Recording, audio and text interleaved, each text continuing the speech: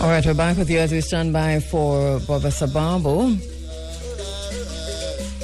We know that the war is on to free the African mind.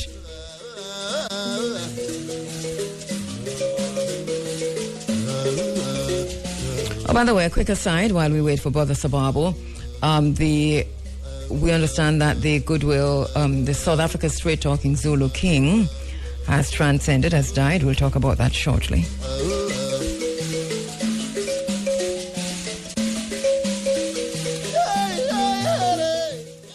All right, we go to the phone lines now where my beloved brother Sababu in Plata is standing by as we continue our discussion and our review in a way of this very important text, The Psychology of Self-Hatred and Self-Defeat Towards a Reclamation of the African Mind, Amos N. Wilson, edited by Brother Sababu in Plata himself.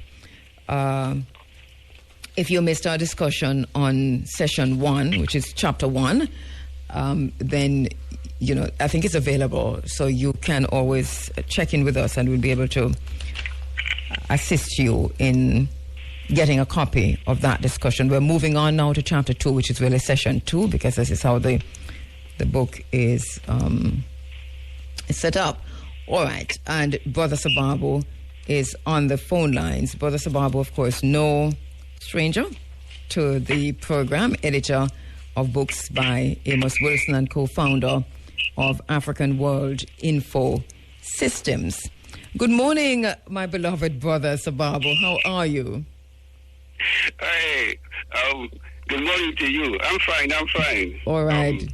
Great. Bright-eyed. We love that. Great to have you. Great to have you on this morning. Oh boy, what a book. Thank you so much for putting this out. I've been saying, and I'm underscoring in this space again, that this is a book we're reading now in the Running African Book Club. It is available here in Jamaica. Get your copy and read with us. We are doing a chapter at a time, a session at a time. We're now at session 2. Not too late for you to catch up with us. The books are available. iNation's got the books, and our sister Aisha Tafari, she's got the books. So let us know if you want copies, and we'll be able to get them to you. In the meantime, Brother Sababu, what a read. For those persons who are just joining us, because, we get new listeners all the time, I ask you, as always, just to contextualize this book for us, the background to the book, and obviously it was published recently. But this, as the chapter suggests, session 1, session 2, session 3, and so on, this came from works done and by Dr. Amos Wilson, collated by you and your team, and here we are. So give us a background to the book. Yes, back in 1987, and once again, thanks for the invitation to be with you. My pleasure. And also, greetings to friends and family in Jamaica. These sessions were recorded in 1987. We had decided to put together a series of lectures dealing with the issues of self-hatred and self-defeat in the black community. And in that period, which would have been April of 1987, we video recorded, and of course audio and everything else, Dr. Wilson. And it was most important to have Amos in a protracted atmosphere where we had him for just about 20 hours, developing a theme and taking it to its full expression. Mm-hmm. And of course, so many years later, though this project was started back in 1988-89, in terms of the transcription of these lectures, mm-hmm. it finally came to some type of conclusion sometime about 2 years ago, when we finally got things together and were able to produce this thing as a serious volume. Yes. So that's it in a nutshell. Okay, brilliant. And remind our listeners of who Dr. Amos Wilson is. Right. Dr. Wilson hailed from Mississippi in the south of the United States, and he, of course, did his formal education at Morehouse College in Atlanta and at the New School and Fordham University here in New York. Of course, he was a supervising probation officer along with being a psychologist and professor. And in addition to that, a business person in the black community. So in a sense, he traversed all aspects of black life and black expectations. He was, of course, as a psychologist, he may be considered one of the most brilliant that we have produced. Of course, he started with the book, The Developmental Psychology of the Black Child, which was published in 1978.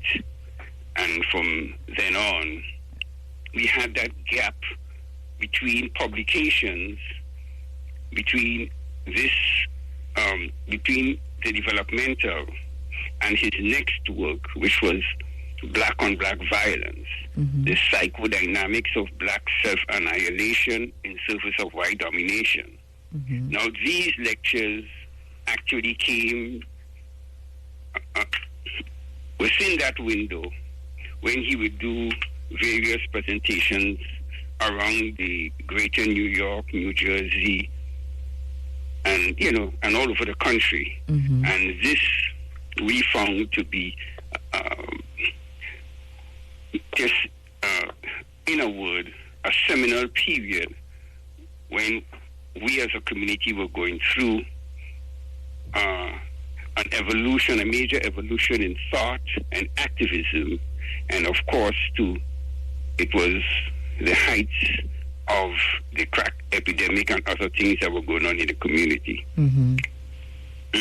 So what we try to do here is to deal with this matter beyond the issues of crime and criminality in the community and other things, but to show that this period, the 1980s and late 70s, represented a period that we intellectually flourished tremendously. Yes.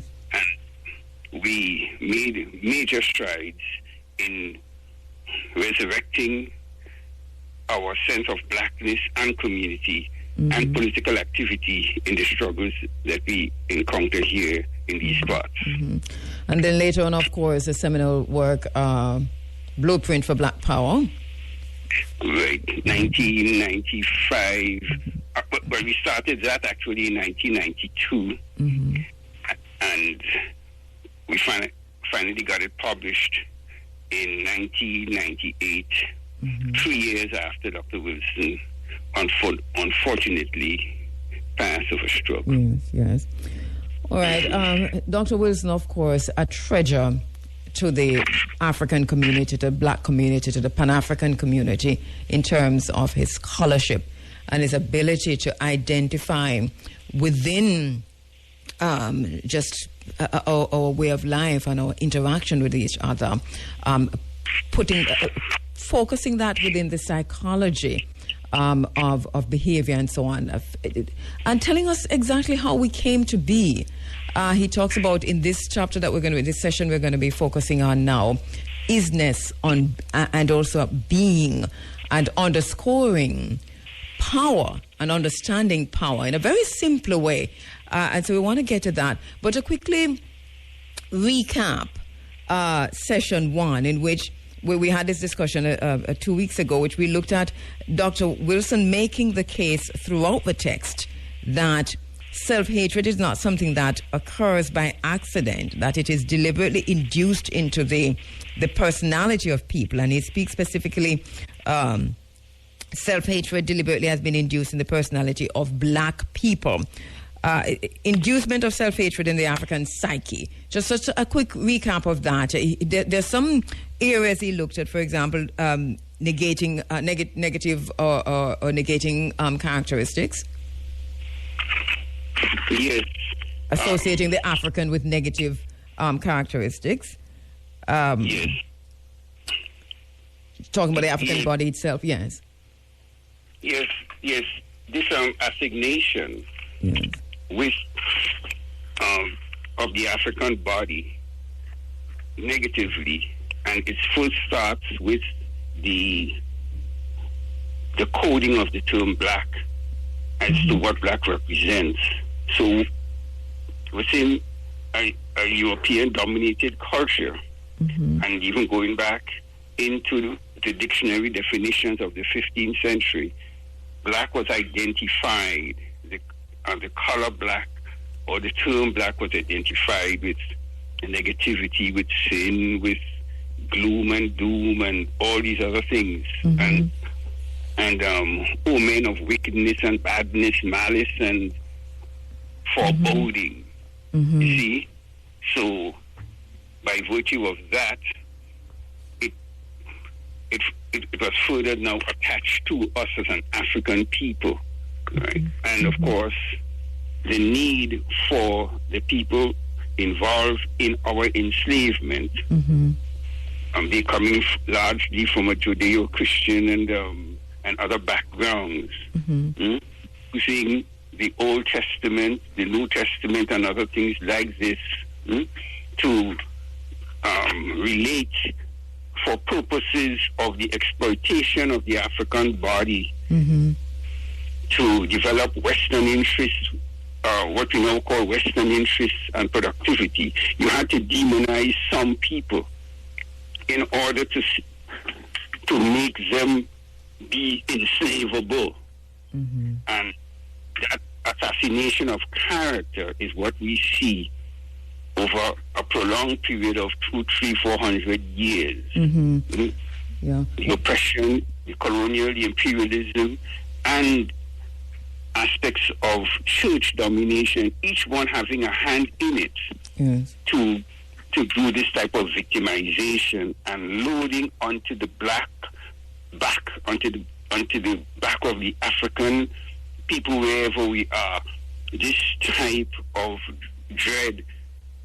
And as a result, they were able to make maximum profitability out of this and create a servile personality type. All right. So, and this is what he has done in session 2 is to help us now to understand how that is done, actually. So he talks about, in the first subtitle, white animalizing of African body, mind, and sexuality. But he starts with the power to name, the power to define, and to say that we've handed over that power to Europeans in a way. Can we start there, Brother Sababu, in looking at session 2, this power to name and this power to define that has become the purview of the European to do so, and in essence, as Dr. Wilson is pointing out, that they have defined us, that they have named us and defined us, black people, negatively, and that we're bought into that. Help us to understand Dr. Wilson's reasoning about this power that the European has, not just taken, but that the African in some way has given to the European to do so. Well, yes, when you lose the war or when you're conquered by another people, you find this need to impose a different value system on you and your people. So within this structure of Eurocentric domination and aggression, remember this is not the African rolling over. What we are looking at is an onslaught of people coming from points north of sending invasionary forces onto the African continent. And with the explorations in the west of foreign lands, the adventures of Christopher Columbus and the others as they came to different parts. You have those who were coming up to the north, like Vespucci and Cortez and all of these Spaniards and Portuguese going into the Caribbean islands, Central and South America. Mm-hmm. The destruction of the native people and the bringing of the African people here now as replacement labor, with the blessings of the so-called Catholic Church and others. What you have then is actually a new creation, a new people being, let's say, manufactured for service by these people. Mm-hmm. So you will have, like in these United States, at some point you would even have stud farming, where you would be using one black male to impregnate African women so that they can produce more slaves on the plantation and things like this. Yes. So you have a total disruption of African life. Mm-hmm. Yes, when you read these accounts, you see sometimes that the average life of an enslaved person was 7 years, right? Mm-hmm. And it was cheaper to, in a sense, bring new Africans here, as opposed to even caring for the ones who they brought over as slaves, because it was cheap enough to bring another group, right? Another shipment, right? In the holds of these horrendous ships, where you almost had as little space as a man to turn in his coffin, if you can imagine that thing, right? So these are the kind of conditions that our people were subjected to. And of course, there was a tremendous amount of resistance, as you know, as you would know, in various parts of the Caribbean and of course in the United States, and the understanding that only, I think, 10% of the people enslaved came up north to the United States. The other 80%, 90% went into the Caribbean and parts of South America. So what we saw there is a major issue of our people now being twisted into different tongues. Yes. You know, so one African is French and everything else. Yeah, and so that language, what he's done in session 2 is to, and I'm not surprised that he drew on Frantz Fanon's own work throughout session 2 to further elucidate the conditioning processes that the African is put through to become other. And one of the things that he underscores is language, and pointing to the work of Frantz Fanon there. One could be a French man to the degree that one could speak French. And he points out that this is a hoax. But if we could look a little at that, Brother Sababu, also, because here in this segment on white animalizing of African body, African man, and African sexuality, which I know that we'll come forward to, he makes some really interesting points, which and also drew upon Francis Chris Wessling, because it really is out there of how the African, as opposed to, say, the Jew, was viewed in different ways through the lens of the enslaver, the colonizer, the white man, then, so to speak. Yes, what you're dealing with is in order to enslave and to defile a people, you almost have to create an enemy in them, and an enemy of them. So Frantz Fanon, in his work Black Skin, White Masks, would deal with something called the scheme, the body, and how now this body was verified, and things African, things black, even the actual physiognomy, the face, the limbs, right, the beautiful darkness of skin, the athleticism, you know, the brain power, everything had to be, in a sense, made to be a negative. And you see and most important in terms of the animalization process, the sexual potency and organs of the African had to be made to be somewhat outstandingly unusual, and supposedly demon-like, as if, well, hey. So you would see expressions in there in terms of this animalizing process. They would talk about the African brain locked into its cranium,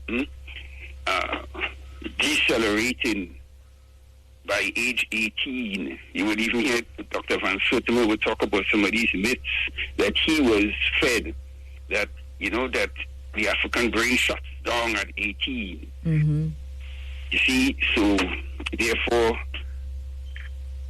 is born out of this type of thinking all kinds of cultural anthropologies and eugenics and other things to put into place these theories, these racial theories, meant to degrade and dehumanize us as an African people. And of course, with this, let's say, morphing into the educational processes that we see in the university systems and other things, as our people now come out of the direct enslavement, we now have to contest these other areas of human projection, the theories that have been put down in so many of these books. And it was actually put in law, L-A-W, and law, L-O-R-E, right? In the folklore. Yes. So you see, we are boxed in for all these different reasons, and in adding that hermetic myth which we discussed the last time, you also put it in the church and attach it to the sons of Noah, and being represented in the so-called curse of Ham, where in a sense it is canonized then by the Jews of the Talmud of the 6th century, who now make the curse and the incident that happened with Ham, Noah, and Japheth, and Shem. They made it black.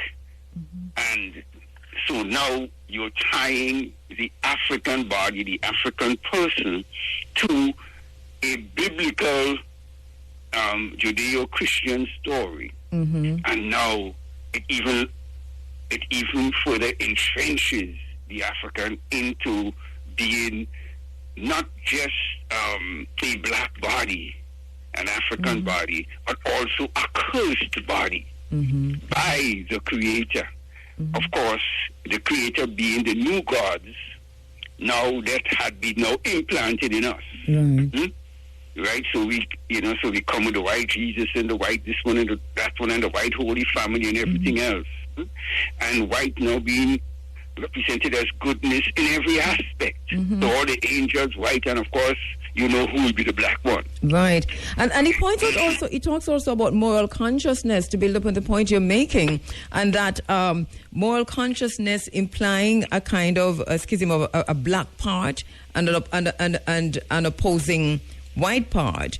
And so that for you to achieve morality, it is essential that blackness, that Africanness vanish from your consciousness. And this I found very, very, for me, I read this a few times because I think here lies the crux of the matter when you look at the religious aspect of power, and how power is used to continue define and redefine. Or religion is continuously used to define and redefine the African, but always as within the context of sin. So the black skin then becomes sinful at the end of the day. To be born black is to be born immoral, to born a sinner. Yeah, and this is the kind of silliness that is probably still preached from so many of these pulpits. Mm-hmm. And of course, when it becomes part of the law, right, meaning the folklore and the religion is also part of the folklore too, because we gather on Sundays to, to hear the sermon and the preachments, etc., etc., etc. And this is supposed to be a defining time, a time of a people going through a certain cleansing. That's, for those who had to take the sacrament, you would have to go and do confessions if you're part of the Anglican or the Catholic churches, and this and that and the other. So now here it is on your sacred day, now that we have been rebranded in Christianity and others and other faiths, when you now go to have that communion with the divine one or the creator or whatever you perceive him or her to be, then at the seat of it, the people who are representing of these services and these institutions, they are the ones who are using these opportunities, and they use these opportunities to perpetuate, to perpetrate and perpetuate this type of nonsense in our people. If you're just joining us, we're speaking with Brother Sababu in Plata. Brother Sababu is the editor of a lot of the works put out by Amos Wilson. As a matter of fact, I think you've edited most of them, right, Brother Sababu?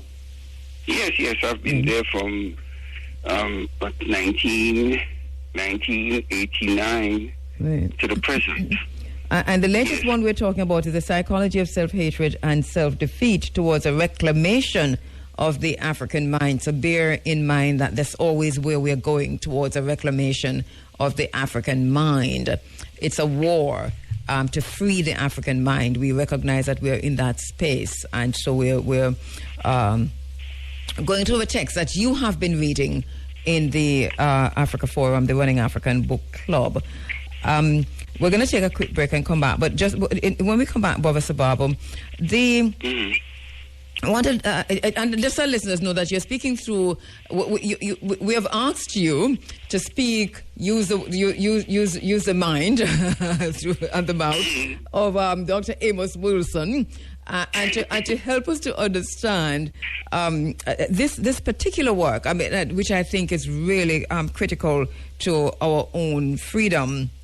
But we want to look at, he speaks of the African finding himself or herself in conflict with his or her own image. And I want to pick up from there, because I think this is, when you talk about self-hatred and self-defeat, what does this conflict do? And how does this conflict come about? Because he talks about conditioning and the various types of conditioning that happens to the African by the European, and that is in session 2. So we'll pick that up. We'll pick up from there when we get back. A quick break. Okay. Only Optical Elements has the latest technology lenses and frames to suit your taste and budget. Visit us at 67 Halfway Tree Road, online at opticalelementsja.com or call 929-8284. Optical Elements, vision in style. The time by Optical Elements is... Now, 2 minutes after 8 o'clock, you're inside of the Africa Forum. It is Running Africa, and Brother Sababu in Plata is on the line. We are reviewing the text by Dr. Amos Wilson, The Psychology of Self-Hatred and Self-Defeat Towards a Reclamation of the African Mind. Once again, to underscore, please get a copy of this text. Please read for yourself, and let us, after we're through with the revision, all come together and talk about this, because this is where we're going now, towards a reclamation of the African mind, understanding that there is a war to free the African mind before we can move further. All right, so Brother Sababu, this conflict that the African finds himself, herself in, the conflict with his or her own image, and the various forms of conditioning that puts him in this conflict. Baba Amos Wilson has dealt with very, very well in this session. Can you help us to talk us through that a bit? Well, in a sense, the coming out of this type of an experience, Amos would have dealt with the idea of the self. And now we see the African self wrestling within itself. We have come out of this experience where we have the light-skinism that has been perpetuated in the society, in the sense that those who look most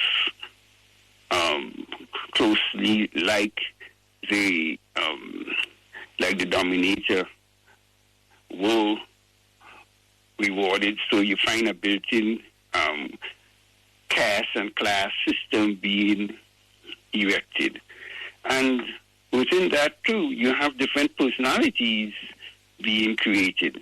And often when you have, and I think he would explain it, that even within the person, you actually have a series of personalities being held together in one brain structure, within one body structure, but you have different voices that you're listening to. And he mentioned like the three faces of Eve, where you find the personality splitting into its various parts, many of them pulling at odds with the other. Yes. And often we see that going on within us. And of course, this came out of the conditioning processes and the stress and strain that the personality is put under. So these folks are very interesting, is that they put it in film, right? Yes. The Three Faces of Eve and Mulligan and all of these other examples. And you see it in the old black and white movies and other movies. You even see it, So what they're able to do is, after this kind of deconstruction of the personality is done, it is somehow lauded in Hollywood presentations. Now, it's almost like seeing someone outside on the street, and you see that person talking to himself or herself. They are hearing a different voice in their head. And as much as we have different thoughts going on in our head, we tend to have an overarching collectivity which speaks out of the mouth, right? That is anchoring our thoughts and streamlining and directing our purpose. But in this situation here now, you have different beings in the African speaking through this mouth, and it's showing itself in the different actions of the personality. So sometimes you would see, these what Amos would describe as the incubi and the succubi. Yes, these different demons, possessing entities. Yes. Right? Fighting inside of us, and it creates this kind of conflict and contradiction. Right. And of course, and in conflict with your own image. Can you imagine that? This conflict in conflict with your own skin. And it goes on to say that you have to. Well, we mentioned this earlier, that if you're born black, you are perceived, because you're defined now. Those who control defining you as evil, and therefore you're born immoral. And to be moral, you must deny your blackness. And so can you? And this is where we find ourselves today, denying our blackness to be moral. And it takes us to the song in church, and on this Sunday morning, wash us and wash me and I will be whiter than snow. It's still about the language. It's still about, being white is to be pure, is to be, better. Is the opposite of everything that is black, which everything that is black now becomes evil. So then, in the conditioning that Dr. Amos Wilson talks about, he talks about integrationism and assimilation, and he talks about how some of the issues that you raised just now are maintained by institutions, and that each institution serve to maintain this status quo. The family, education, you talk about the church, the criminal justice system, and the economic justice system to maintain that. Is this where you think when Dr. Wilson talks about the institutions maintaining the status quo, that this is now where we're talking about power? Well, of course, because these institutions are power institutions in and of themselves, right? And the slave ship, Jesus, the Lubbock, and the Virgin Mary, and all of these were shipping lines commissioned and blessed by the church. You see, so when we dare to attack this stereotype and these other types that are created, and the conditioning of our people, and these spirits, these other spirits that possess the African personality, that makes it only answerable to its master spirit. We see in there that type of confusion showing itself in our people. And if it's not addressed on some of these different levels, you find that the person just bounces around almost aimlessly, not being able to anchor oneself. And the vehicle of education is one of those areas, by having the material to read and the abilities to read and other things to understand the complexity of this developed, right, of this miscreated self. Our policies then have to be to undo this type of damage. And if there's no, let's say, post-independence focus that this is going to be the programmatic approach to decolonize and de-Europeanize the African mind, then we almost spin it up in mud, and sometimes we end up going further backwards than going forward. So in this text, and it's probably one of the few that you would see out there, Amos is taking it from, as you could say, in the proverbial expression, from the Cape to Cairo. He's taking it from Ethiopia to Guinea. He's literally taking you through the paces as to how this thing is created in the African mind. One, he deals with, as you would have read, Pavlovian conditioning, how people are conditioned, right? Reward and punishment. Then he deals in other places with the rat, right? Another type of conditioning again. And the point that Amos would make so well is that these people institutionalize the methods which they have used. Now. And I think sorry to interrupt, Brother Sababa, but I think it's important to really spend some time talking about the conditioning, even though we don't have a lot of time, because even as you mentioned the rat and the Pavlovian condition and so on, because he points to that this is, I think in page 68, from page 68 to page 70 onwards, and for those who are reading with us, go back to page 68, 65, 67, but it's definitely in 68, where it's talking about how self-hatred is induced through conditioning, how the black man has been created by the European. And he talks about the black child falling behind at the point where language is a chief instrument in dealing with the world. I think all of that is connected, because if this is where self-hatred is induced during the conditioning, and he gives us the psychology terms. For example, in the Pavlovian dog situation, and he talks about reflexology and so on. Can we spend some time for listeners who do not know about? I talk about Pavlov's dog on this program almost every Sunday because it fits our situation. But take us through that a little. No, let me take a quick break, and when we come back, we go through that. We're going to have 15 minutes to just wrap up with that. I think it's important, Brother Sababu. So let's take this quick break and come back. Okay.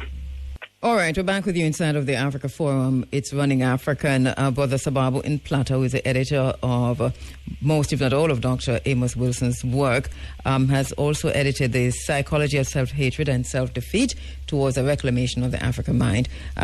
This is a book that we're reading now in the Running African Book Club, and we're at session 2. In session 2, we're looking now at how self-hatred is actually induced.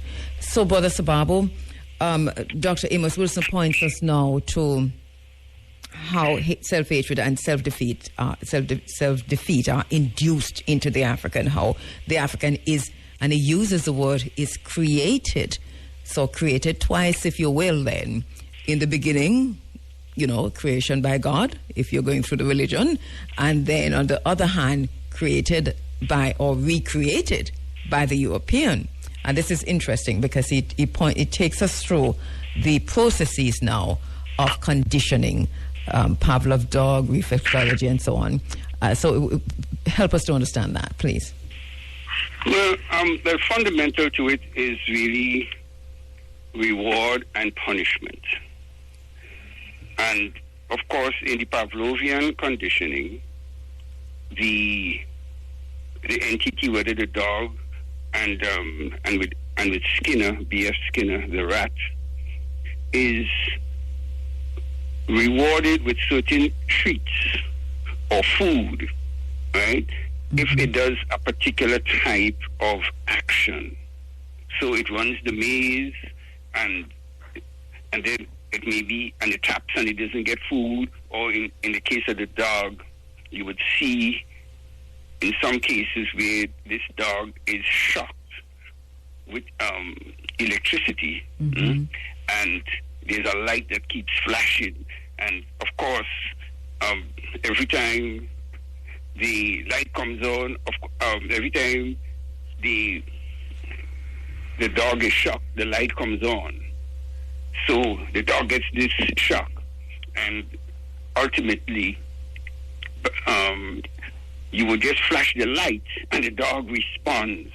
And the dog responds in a way fearful. The dog is crying. The dog is urinating on itself, right? And therefore, you would have changed the mental state of the animal by just able to flash the lights until you could basically have the dog jumping from the area where from the shocked area to the safe area. And by just putting the light on and off, you can have that dog jumping across the barrier to safety back and forth by just flashing the light.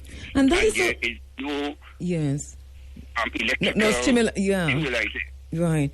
That is so critical in understanding our own situation, because whether the shock is enslavement or colonization or whatever it is, somehow as African people, we find ourselves in a situation now where we have been conditioned. And he points to just race relations and white being associated with good, beauty, civilization, morality, etc.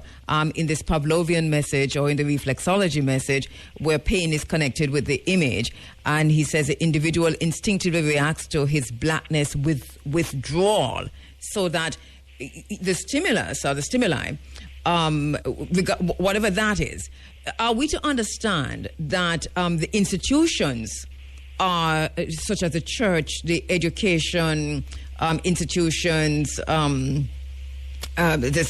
private sector, you name it, these powerful economic institutions, that they, in a way, represent the stimulus then, that whether it's a shock or it's the bell or whatever it is, but that Africans respond, that they become the tool. And so our response is in relation to this ongoing process, or processes which don't look like they are there, but are in fact very much there. Can we extrapolate on Dr. Wilson's thesis to say that this is where we are? It is, and even further, to further your point, it's in the economic system in terms of the way our nations are set up for economic purposes. For instance, in Jamaica, you would see the economy geared to what? Tourism, right? Mm-hmm. Largely to white pleasure and black service, right? And you see the whole form of the country being shaped in that way, and you see it in how the proceeds and the wealth of the nation is distributed. And so in certain areas you get the good road, in other areas you get the other road. This is how this thing plays out. It plays itself out in material means. It's not only psychological. Yes. Right? And the wealth of the nation is spread along these lines. So understanding our understanding of this particular dynamics is critical to freeing our minds and then and ultimately freeing ourselves. No question about it, because the system is built upon these blocks. See, and what an education should do is help in the dismantling, or at least some degree of understanding as to how these things have been put in place. And all of these are institutions, blocks. And many a time, too, they are also roadblocks, just the same. Right? They are geared to keep certain people out and to let other people in. And you see it in the presiding officers of the country, in the forces of government, and you see they are in there, and who do they address the nation's resource in favor of? It's hardly ever those people that they call the so-called poor, right? The resources are geared to, and it's critical too, because Dr. Wilson also makes a point, and as you said that, he underscores the fact that, because you've already negated your black skin, and because we are the black man is in opposition, is in conflict with his own black skin, and has been so conditioned like Pavlov's dog, that the fact that you're in black skin does not necessarily mean that you're going to work in the best interest of the African or the African race. And this is why sometimes we talk about the worst breadfruit syndrome and all that kind of stuff. The black skin has been negated. So it really is working in the interest of the European, of the white man. And that explains governance. That explains government in our countries. Absolutely. And the African brilliance is stymied as a result. So in a sense, your people, these things have direct economic outcomes. The resources are not evenly distributed. And you go to the country school, and you go to the schools that were designed for the, for the children. You see resource, you see libraries, you see this, you see that, and in other places, my goodness me, you see maybe the book van coming once, maybe once every 3 weeks if you're lucky, right? So So you see the stratification. Yes. And of course, with stratification is the expectation. Mm-hmm. And of course, then too, you have the ghettoization of a people. Yes. And within that, of course, you have many a times the whole thing is set up with the undereducation, the underperforming, and of course, ultimately in the self-hatred pieces we would get to at a later point, you would see now the turning on the African body, the turning on the self. Yes. And you see the activities to get rid of the rich African hue. Yes. So, so we see what the bleaching and the this and the that and how that comes in. You're right. The conditioning is important. Now, on page 76 onwards, 77 and so on, Dr. Wilson talks about what we have to do to begin to change. He talks about removing ourselves from the European power to name and to define the world. It's not so easy, but he's taking us through the processes, and I think it is important for us to continue to read the book. We have left out so much in this conversation of session 2, because as you mentioned the library just now, he talks about persons who say, oh, you're free to go to a library. But the system is set up in such a way, and the conditioning process is what it is, so that you can, you think you have a choice not to read or a choice not to go to the library, but you have been conditioned not to do so without recognizing. And so it's that level of subconscious that he's also asking us to tap into to understand the extent to which we have been conditioned to negate ourselves. Absolutely. And just to jump back to developmental psychology of the black child, when you see Dr. Wilson outlining that in spite of these conditions, the developmental ratios of the black child way in excess, way more advanced than the European child in his first 5+ years. How come in such a short period of time this situation is reversed? Right. And you read, and he addresses a bit of that in this book also, and he mentions the developmental psychology as a text, which tells me that's a text we need to read in tandem with this. But in terms of understanding how we are where we are, it's because I'm out of time. Backwards. Yes. Right. How the situations are reversed. Yes. Where this child who is coming in, right, with these beautiful mind and sharpness and acuity and this and that, holding his head up, and this is you using the European barometers, lifting his head up after how many hours and doing this on the Giselle test and that and whatever. And you see now, by creating a certain environment that this child has to function in and functions in negatively, that this head start, this brilliant head start in the African child is reversed. How come? And actually, at the point of wordship, if I may create a word, right? The idea of literacy and understanding, and these are the areas. I'm so sorry that I'm out of time, Brother Sababos. I'll just give you a minute to just finish your thought. Yes. Yeah. Okay, yes. And at these times, you start seeing this major reversal taking place. And of course, once you lose back there, it seems to spiral way into adulthood and otherwise. Exactly.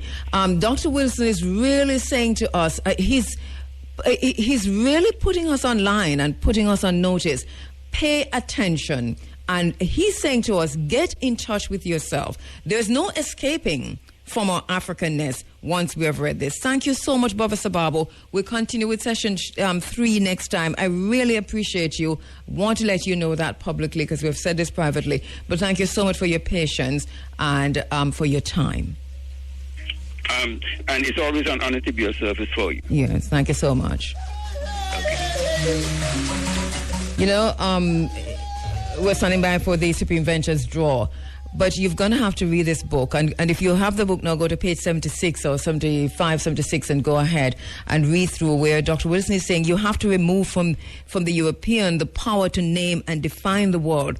And we have to remove from ourselves this tendency to accept the world the way the European has named and defined it.